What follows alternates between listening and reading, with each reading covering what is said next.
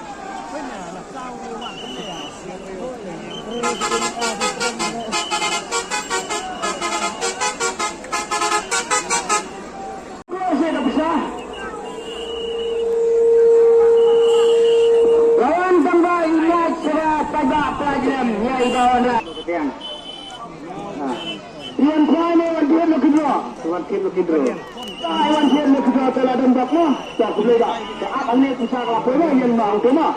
Jadi ni bapa ada pensiun nasib. Kemenangan corona yang kena.